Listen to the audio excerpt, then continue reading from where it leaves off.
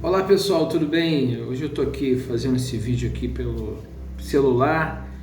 Eu quero ser bem dinâmico na minha fala aqui. Ontem eu fiz o vídeo sobre o segundo casamento, mas fica perguntas que as pessoas se fazem quando se deparam com esse vídeo. Bom, existem algumas perguntas. Por exemplo, pessoas que vivem juntas estão casadas? Não. Pessoas que vivem juntas estão em um concubinato. Casamento requer uma aliança, tá? Um acordo feito entre partes e o aval de testemunhas. Ainda que não exista em algum país um papel certificando aquilo, precisa haver um líder, a liderança, e ser feito aquela cerimônia, constando ali testemunhas sobre esse ato. Você pega e vai morar junto, está casado? Não, você não está casado. Você pode ter uma união, mas não casado. Casado requer um contrato. Deus de Israel fez uma aliança com Abraão. Disse para Abraão, vá lá, mata os animais, coloque eles aqui, faça isso. Deus vai lá, passa no meio dos animais e fala com Abraão. Isso é uma berite, aliança, tá? Que Deus faz com Abraão. Existe ali uma palavra sendo dada. Então, amados, e viver junto não significa estar casado. Então, é o pecado chamado hoje pecado de fornicação, porque não querem acertarem uma coisa tão fácil de se resolver. Uma outra pergunta que chega é o seguinte: olha, você diz que a mulher tem que casar virgem, o homem, e se por acaso eu não casei virgem? Vamos citar o caso de, se for uma mulher. A mulher perdeu sua virgindade com um namorado ao qual ela não tinha ainda uma aliança formada. O ideal é esse homem assumir ela publicamente diante da família e casar-se. Agora, se esse homem só coabitou com ela e não ficou com ela, ela foi desonrada. É isso que a Torá fala.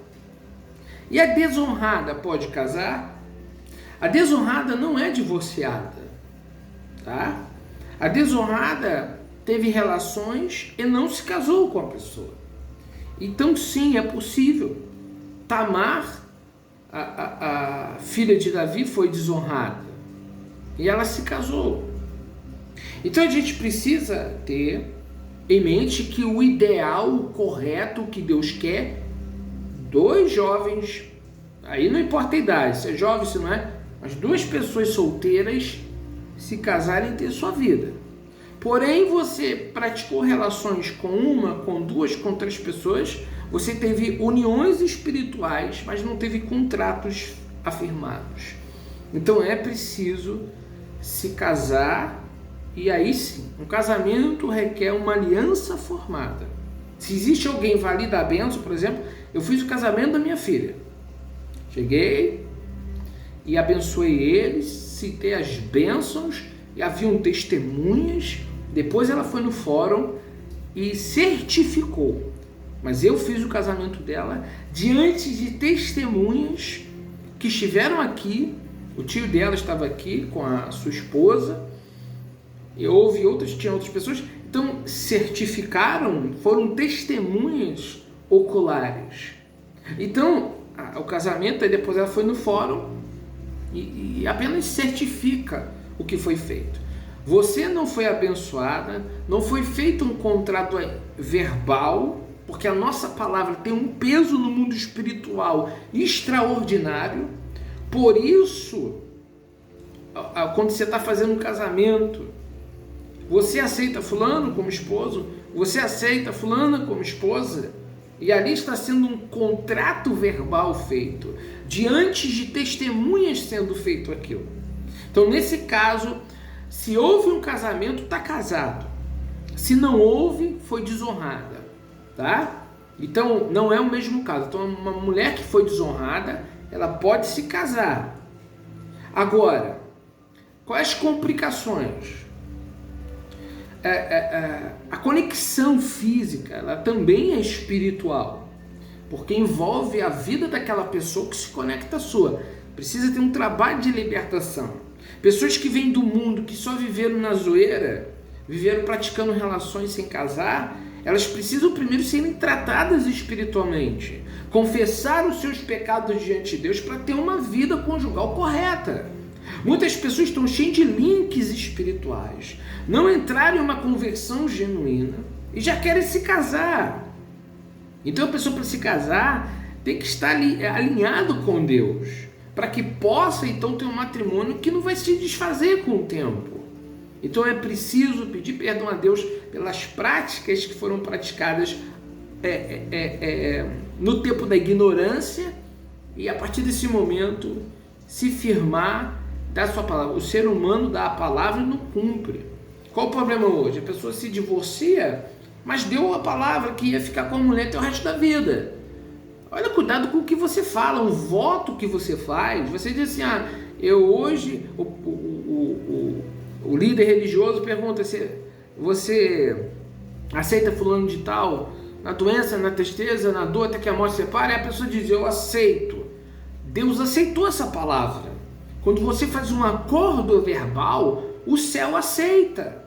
Se você disse que ia ficar com ele, mas passou os anos, ele começou a ficar chato, pode ter várias dificuldades, aí agora você não quer mais, mas lembre-se que você verbalmente deu a sua palavra, tá? Então o divórcio só pode ser feito em casamentos ilegítimos, em relações ilícitas, em uniões proibidas.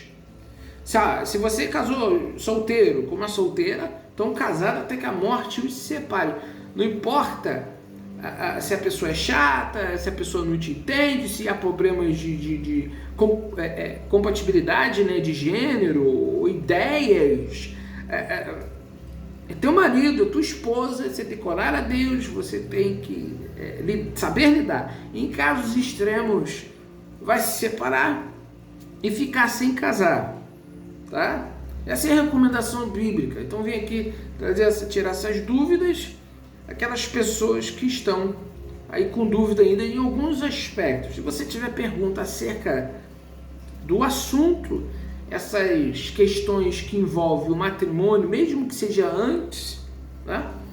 Que envolva toda essa dinâmica, você pode deixar aí nos comentários ou nos encontra aí nas redes sociais, tem os nossos contatos aí, tá bom? Um abraço a todos, saúde, Hashem nos abençoe, B'Shem Yeshua HaMashiach, amém.